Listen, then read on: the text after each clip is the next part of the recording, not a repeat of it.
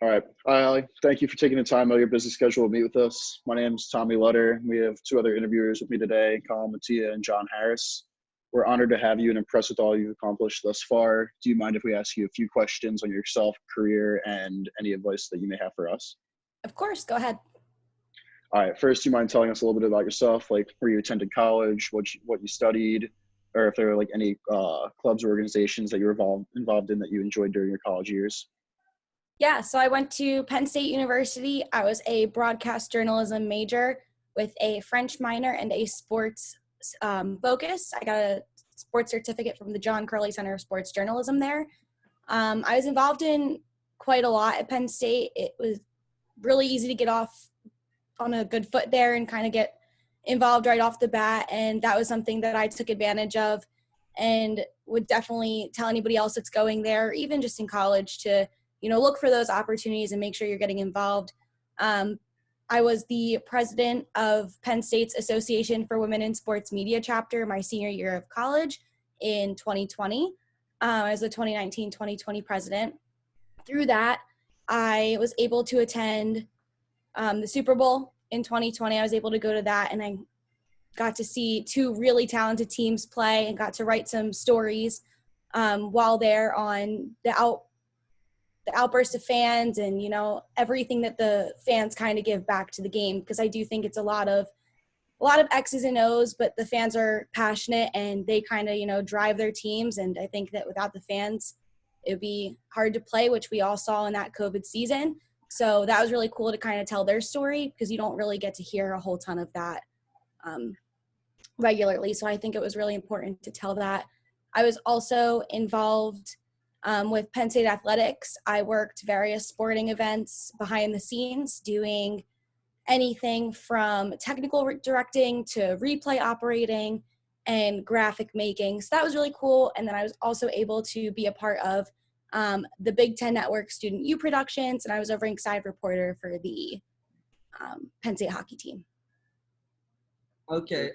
Did you know you always wanted to go into the communications and sport media field, or was this like a new development, and what clicked for you?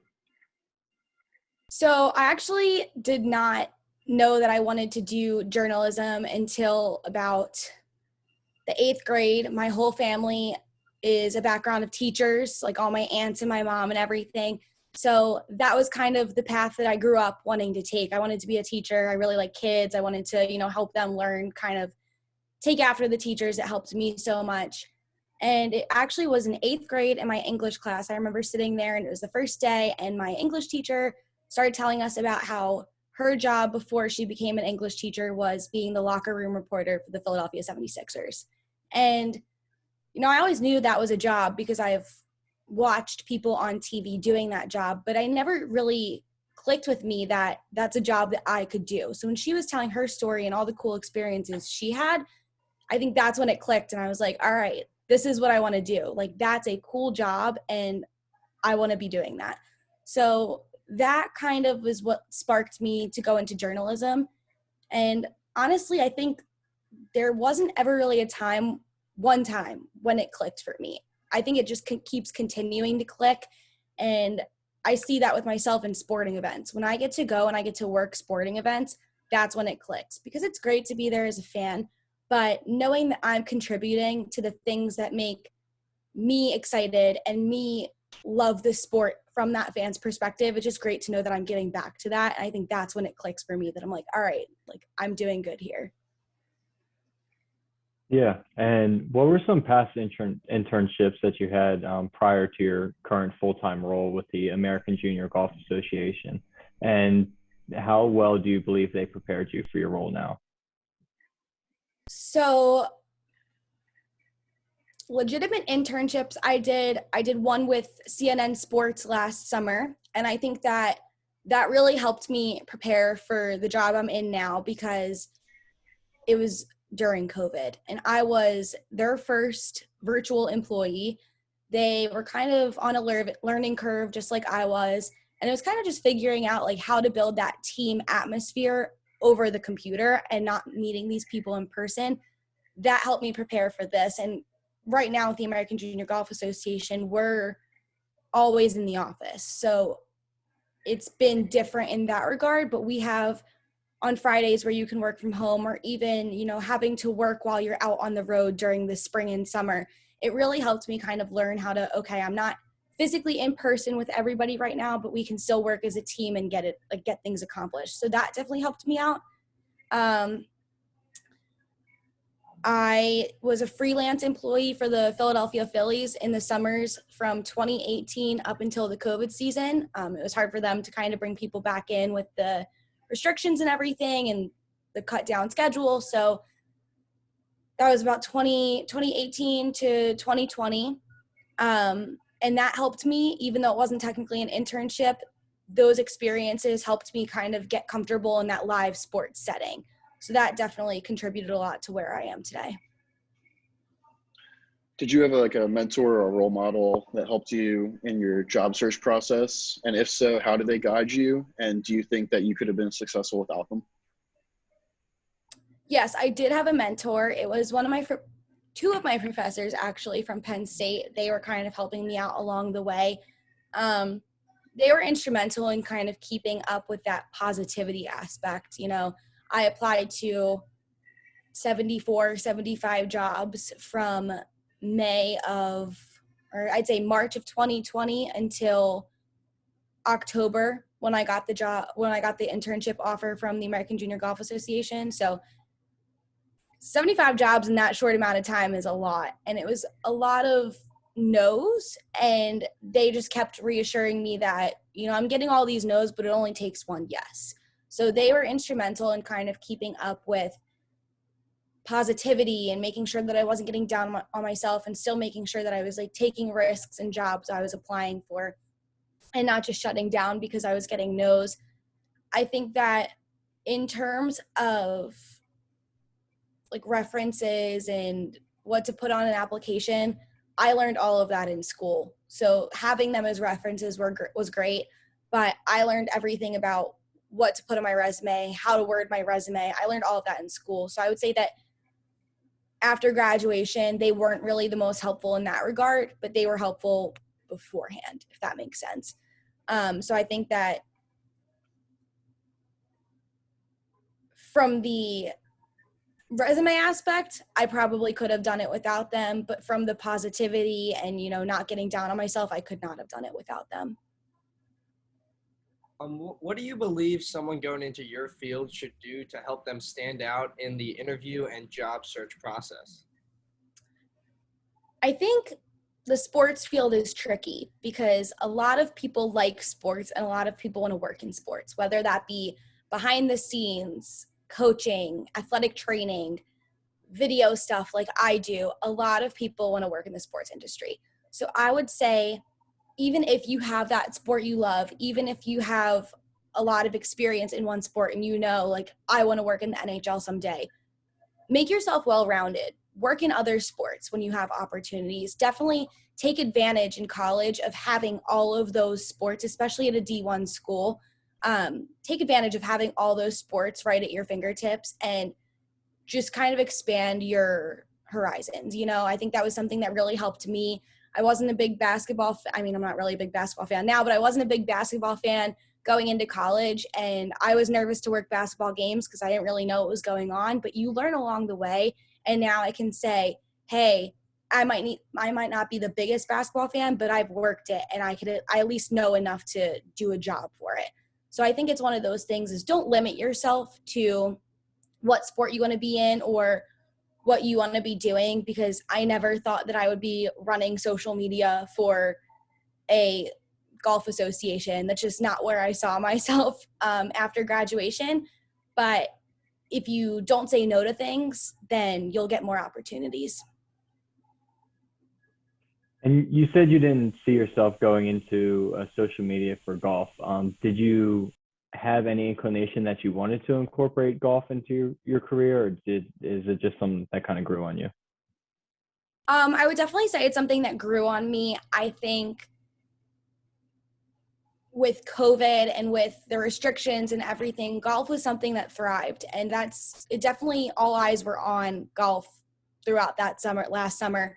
So it definitely was kind of on my radar as something like, hey, they're not shutting this down. because it's already outside and it's already social distant. Like, you know, you're not in each other's faces when you're golfing. It's already kind of social distant, and you don't really need to do much else to, you know, take more COVID precaution. So it was definitely on my radar because everyone was kind of talking about how that was one of the safest things to do, to get outside and get activity. But before COVID, I would say it probably would not have been on my radar at all. I played when I was little, but it's not something that I ever really thought like that's a career I want to make like for myself. And I'm glad that it's proven me wrong, because I do really enjoy what I'm doing now. And, you know, I'm learning more about golf every day. And I think that it's really helped me. Again, like I said, when you don't say no, you get like more well-rounded. I think it's really helped me out in the long run. But no, I did not see myself incorporating golf into my career. Did you know you wanted to take the AJGA job offer, or did you have a difficult decision to make with another offer? And if so, how did the AJGA job stand out from the competing job offer? So I did not have any other offers in writing, but there were jobs that I was getting interviews for while I was interviewing for the AJGA job, and then after I had been offered the position as well. And it was hard because, you know, you always think, what if? And it's one of those things where, like I said, I didn't see myself in golf, and then there's other jobs that are coming along. What if I would be better in that role? And I think that was something that, again, my mentors played a huge role in, with keeping positive and having a bigger picture look on everything. Was, you know, COVID and everything was so uncertain.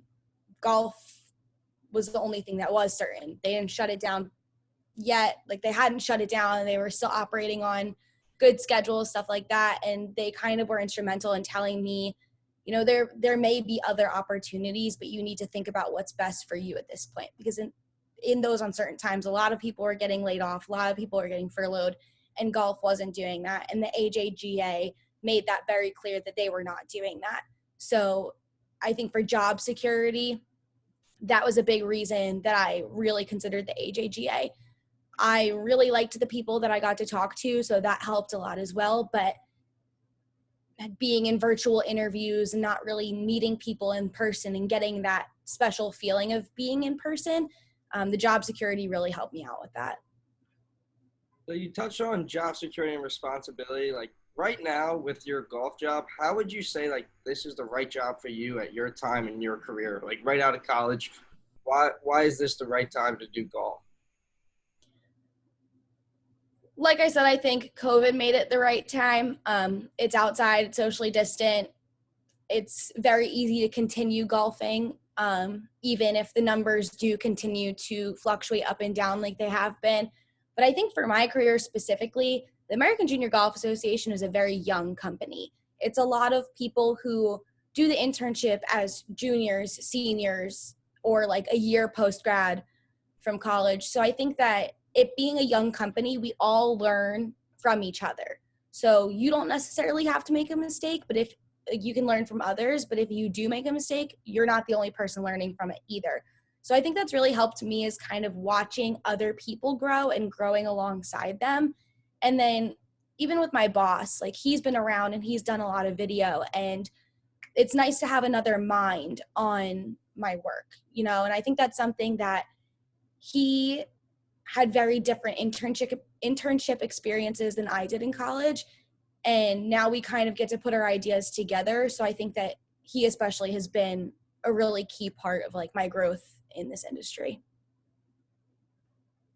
Can you describe what your typical day-to-day looks like in your job, and does this change a lot, or is this something that's pretty standard? Yeah, so the current position that I hold, the typical day-to-day is I'll get to work around 8. We typically work 8 to noon, noon to 1 lunch, and then 1 to 5 for the rest of the day. Right now, I would say that my job changes pretty frequently. Right now, we are in the communications busy season because we have our Rolex Tournament of Champions coming up over Thanksgiving, which is the biggest tournament of the year. we're in the middle of announcing the Rolex Players of the Year, the All-America teams, the Scholastic teams, kind of getting all of that done. So for the operations staff, they kind of have it a little bit easier because they're wrapping up tournaments, but communications is in full swing right now because we're getting press releases together, videos done, recapping the year, getting ready for our banquet that we have to sum everything up and start a new season. So a lot goes into that. So right now we're pretty busy. I'm working on all the videos that we need done for the banquet. So a lot of video editing and a lot of Premiere is my day-to-day right now, but in the spring it'll change. I'll take over our equipment and inventory, so I'll kind of keep track of what equipment we have, where it's going, who has it. The interns that start in March will be responsible to reporting to me for if there's any lost or, God forbid, stolen equipment, and I'll keep track of that, order new stuff for us, kind of like keep up with what newest devices are out and how are we going to best succeed with our technology.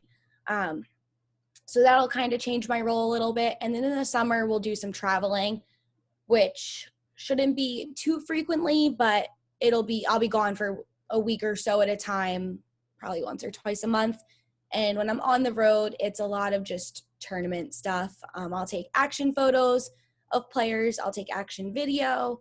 I'll kind of come up with fun ideas. So recently I was at the Vaughn Taylor Junior Championship in Augusta, Georgia.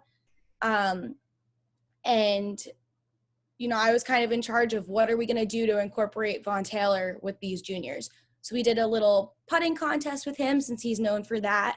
And he kind of just hung around the putting green, and I was, kind of his guide there. So I was pulling juniors and saying, hey, we're doing this putting contest. Would you want to be a part of it? And then kind of getting them to go interact with him and then filming the whole thing. So it's a lot of social media when you're out on the road, writing articles, tweeting, Instagram, all of that. So those are kind of like my 3 main responsibilities in my job and how it differs. Are you currently working in person or remote? And do you enjoy working this way, or would you prefer an alternative way? So I am currently working in person. Right in this moment, I'm work from home, but we are we're operating as Monday to Thursday, you're in the office, 8 to 5. We have some Fridays that you can work a half day, and then most Fridays you can work from home. So they've kind of implemented that to transition everybody back. Before October, they were on a every other day basis in the office. So they're definitely getting back to that more in-person, full-time kind of style. But I like it. I like being in the office Monday to Thursday. I think that it's key to be in the office, especially for communications. But the AJGA is a training organization. They're really trying to get their employees as much tangible experience as possible so that they can take that and then accelerate into a new career or new job in their career. But, they're just focused on the training and development and getting you to where you want to go. So I think that's instrumental in that mission, is being in person, being able to bounce ideas off of each other. Instead of having to call people and talk to them over Zoom, you can, just yell across the floor or whatever. But I enjoy being in person. I think that it helps with creativity. I do think there's times when sometimes you just need to be in a different space physically to be able to kind of, refresh your brain and stuff like that. So I think Fridays gives that opportunity to kind of be in your own element. But I think that some people work better at home. I definitely thought going into the job that I would, and I quickly learned that I'd rather be in person. So it definitely has changed my outlook on things. So we know the work environment and team dynamics are extremely important with any job, especially with your job with communications. And with you being back in person, do you like everyone you work with on a daily basis, or do you ever find trouble with some of your coworkers?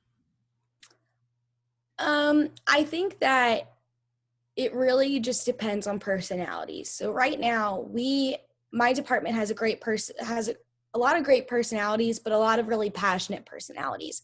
And I think individually, that is great. We all love what we do, and we all take a lot of pride in what we do.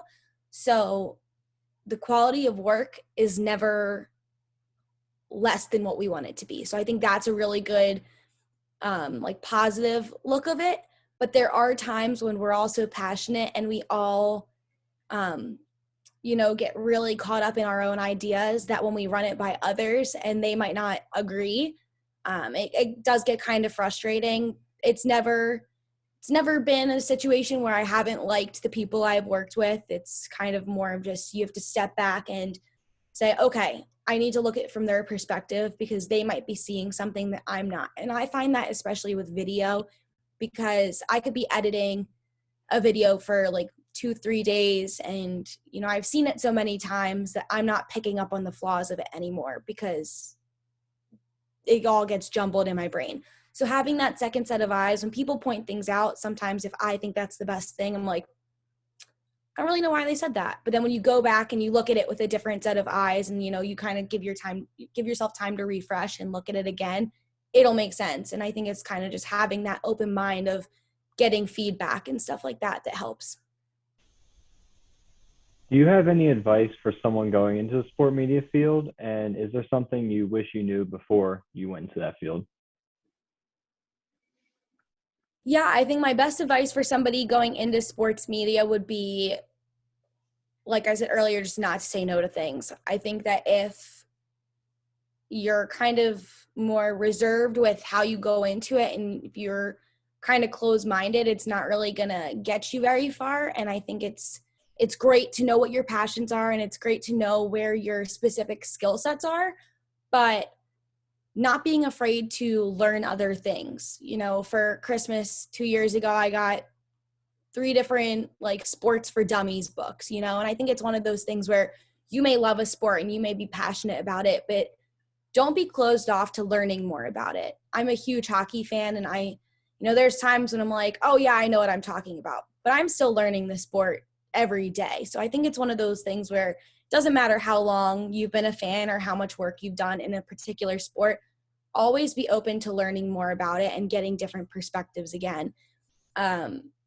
Even just reading more about it, going back to the basics. There might be things that, you think really well, and then you read it again and it kind of makes you question other things. So definitely don't have a closed mind when it comes to anything regarding internships, knowledge, classes in college or stuff like that. It's kind of, I would just push yourself to, make yourself as most well-rounded as possible. And then in terms of anything I wish I knew before, I mean, they preached to me all of college, it's long hours, you're going to be missing a lot of birthdays or special events, stuff like that, just because the sports schedule is so time consuming. I think that my advice would be listen to people when they tell you that, because I think a lot of people going into sports, they hear it, but it doesn't really click until you miss your first event. And it does suck and it is very upsetting, but you kind of have to remind yourself like why it's worth it. So I think that something I wish I knew before going into it would have been like, they were right. They were right when you're going to miss the smallest things. And they were also right when they say that it's worth it. So kind of just like, again, keep an open mind with that and just know that there's a reason for it. What are some of your favorite things about your job? So my hands down favorite thing about my job is getting to meet all these juniors. Just in my span of my internship from March to September, I met 2 kids that drove from drove from Mexico into Texas to play tournaments. There was a kid who drove from Mexico to Arkansas to play a tournament. Everybody has a story, and you might not see it looking at them. It might not be written all over their face, but when you take the time to get to know people and talk to them and not just stick a camera right in their face, like immediately, you get to know a lot more. And when you develop those relationships with people, they're going to be more trusting with you and allow you to do more with their story and tell the public that. So I think that's really cool. I really like whether it be, like I said, people driving from another country to play a golf tournament to get that opportunity to play AJGA, or even people just, giving up their birthday to play a tournament. They're spending their birthday playing 18 holes of golf competitively. So I know there's been a couple kids who have done tournaments on their birthday and don't necessarily end up in the top 5 or top 3, and it can be discouraging, but they always have a positive outlook on it. So I think it's just a lot of fun to learn their stories and learn who they are, and then be able to tell the stories for them. Especially as kids, the AJGA ranges from 12 to 19, and most, I would say 9 times out of 10, they have social media platforms, but they don't necessarily know how to use it on that wider scale to tell their own story. So I really like being able to provide that for them and kind of like help them do that. Since you just touched on some of your favorite things, what are some of your least favorite things about your job? Kind of going back to what I said about like what I wish I had known before. It's a lot of long hours. And I think, again, it's something that you have to take a step back and realize, all right, I like my job, so the long hours are worth it. But it definitely does get tiring, especially being on the road. And I think that, when you're not sleeping as much, or, you are looking at the same project for more time than you need to be, it does get a little bit like frustrating and tiresome. So I think that definitely is something that I'm still learning how to manage better, like the whole time aspect of it. But I think other than that, like, it's just kind of the hours. It makes it tiresome, but again, it's all worth it in the end. What was your favorite tournament to be a part of so far, and why? Ooh, that's a good one. My favorite tournament so far was the Sergio and Angela Garcia Foundation Junior Championship. That was my first tournament that I ever worked. That was back in March. We were still kind of under a lot of COVID guidelines, so it was a lot of fun to challenge myself and figure out what can I do on social media that incorporates the juniors. A lot of the times, they don't want to be in things by themselves, which I understand. You're playing golf with your friends. You want to be hanging out with your friends and doing things with your friends. But from our standpoint and our COVID restrictions, we couldn't have people be like too close together. So then it kind of limits space. You're either super zoomed out on a video or they're too close. So it was kind of figuring out what can we do to get them to have the most fun, but also capture it on camera and be able to push it out to our social media platform. So that was really cool. I also got to meet Sergio and Angela and talk to them both, and then again, help them tell their stories. I mean, he doesn't need as much help as the juniors do because he has, the PGA Tour and all that to help him with his branding. But it was also really cool to kind of take him back to the junior days and sit down with him and say, all right, you used to do this. Like, what's your advice to these junior golfers? And what do you wish you could do differently? Kind of like you guys are doing with me right now. It was really cool to just hear what he had to say and then to be able to put that on our social media platforms so that the juniors who didn't get the opportunity to play in the tournament also got to learn from him. So it was really cool. My favorite thing about that tournament was we did a par 3 challenge with him, and he's a big soccer fan. So we had him play 1 hole regular, just how he would play it, 1 hole with only a driver, which was very interesting to watch him do. And then we had him play 1 hole with a soccer ball and just kind of kick it along the par 3 course, which was probably the most entertaining thing that I've filmed throughout my internship. It was very different for him. It was very different for us. And it was kind of just funny to watch the whole thing unfold. And he had a great time with it. It wasn't like he was closed-minded to the idea. And, even if he kicked it like way off the green into the next fairway, like he laughed about it and he had fun with it. And he kind of just did what we asked him to in regards of having like a fun social media presence. On the flip side, what would you say your least favorite tournament was and why? My least favorite tournament was, so I spent a lot of time in Texas in the spring. My least favorite tournament was a preview event at College Station. We were not on the traditions course. We were on a different one, but they had been hit pretty badly by the ice storm that happened in February. So they were still recovering. The greens were in horrible condition, which is to nobody's fault. It was all because of the ice. But I think that was one of the events that we probably should have looked at postponing or rescheduling or even canceling if needed. But I think it was hard because we had a lot of kids. It was around states and playoffs and all that for high school. And they're only allowed to play so many events to be eligible for that kind of stuff.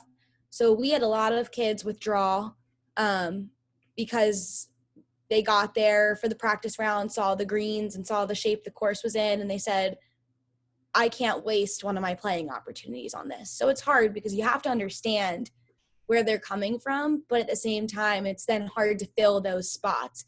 And a preview event for the AJGA is kids that have never played in an AJGA event before. So it was a lot of people that I was about my third or fourth week, people that I hadn't seen yet, people that we didn't know. You know, like I said, you build the trust in the relationship with the people you work with and the people that you see along the way. So there were a couple juniors that would text me or message me on Instagram and say, hey, I'm going to this tournament. Will you be there? I'll do anything social media that you want me to do.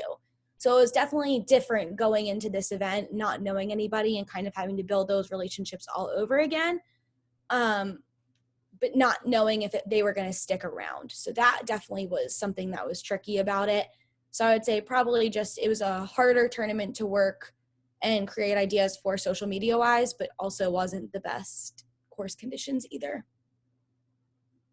Tell us what some of your strengths are and how you believe these strengths help you throughout your job. Yeah, so I'd say my biggest strength is I am really organized, almost to the point of where it becomes a flaw sometimes.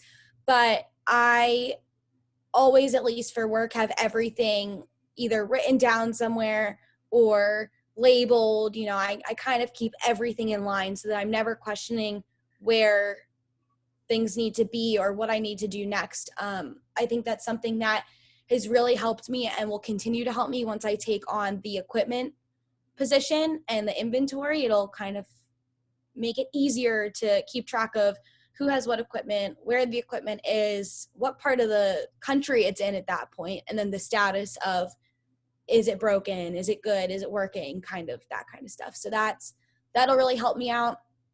I think that I'm also easy to work with. I'm a big people person, so I'm always willing to collaborate and listen and keep an open mind when people are, you know, either giving feedback or telling me what they want to see. I think a big example of that where it helped me in my career was when I was at the Vaughn Taylor event.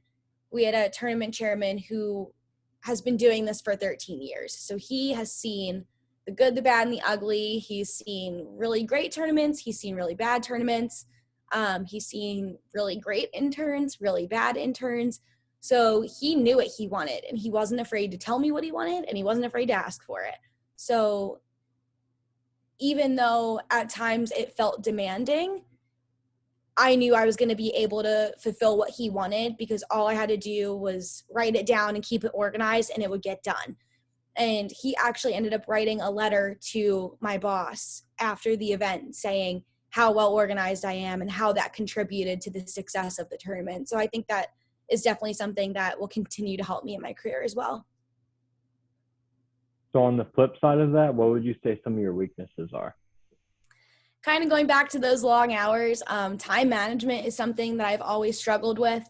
It's something that I'm continuing to get better at. And I think if you had even asked my boss week one, that was his biggest critique, was instead of taking too much time to complete one project and make it perfect, make multiple good projects. So I think that's something, time management, along with kind of being a perfectionist. You know, I'll watch a video until I literally can't find anything wrong with it. Whereas, you know, it could have been great about 2 hours ago and still didn't have like maybe it had a flaw or two. It wasn't flawless, but it wasn't bad either. So it's kind of doing things in the most efficient way, but also keeping the quality up.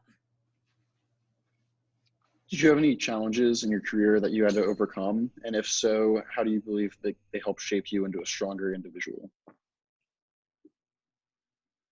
Yeah, I think starting my career in May of 2020 was not ideal. I think graduating in a pandemic was not ideal.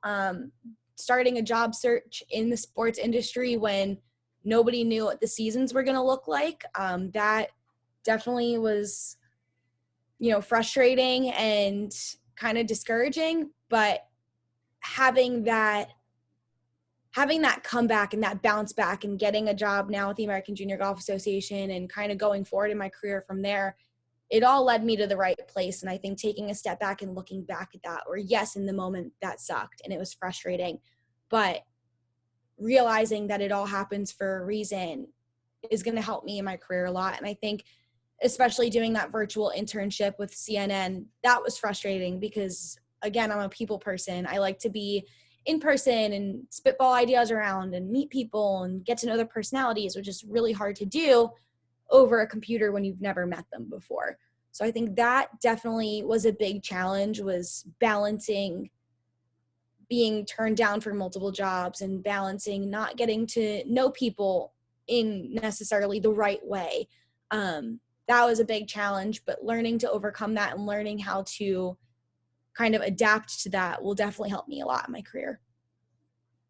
So in regards to the steps you've taken in your career to get to where you are now, is there anything you wish you could go back and redo or change?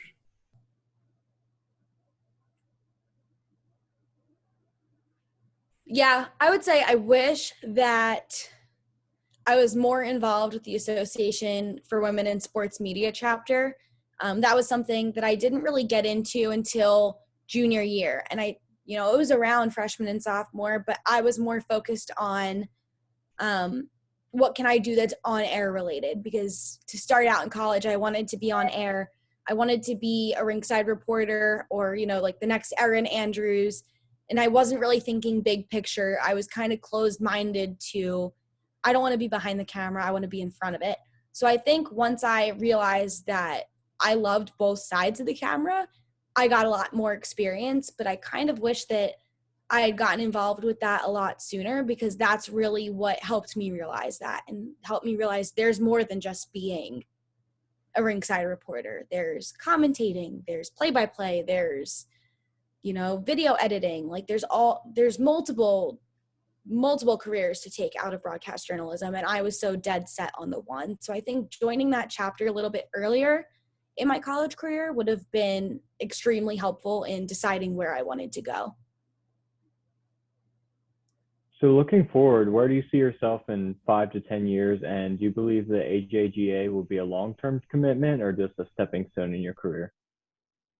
So I think if you asked anybody at the AJGA, even the people that have stayed around a little bit longer, we have people who have been there 20, 25 years. Most people will tell you that it is a stepping stone organization. They pride themselves on training you and developing you for that next job. They've sent a lot of people to the PGA Tour, and they kind of they recognize that. They know it's a bunch of college graduates and really young people, so they're kind of just, whether that's 3 to 5 years or 8 years or 1 year, however long it takes you to get to that point to be ready for a new job, they're going to get you there. So I would say for me, I wouldn't be upset if it turned into a long-term job, but I'd also probably like to try to use it as a stepping stone to get to that next higher level job. So I think that in 5 years, I'd love to be working for the PGA Tour. Like I said, I'm a big hockey fan. I've always loved Florida and I've loved hockey. And I think that the best combination of the two is the Tampa Bay Lightning. So I think that if I could end up in that organization in some capacity, that would be great. But yeah, PGA Tour, Tampa Bay Lightning, either one. I think that working for the AJGA has really flipped my career, because again, I didn't see myself in golf, and now here I am sitting here saying in 5 years I could be working for the tour. So I think that either one of those routes would be really cool to take.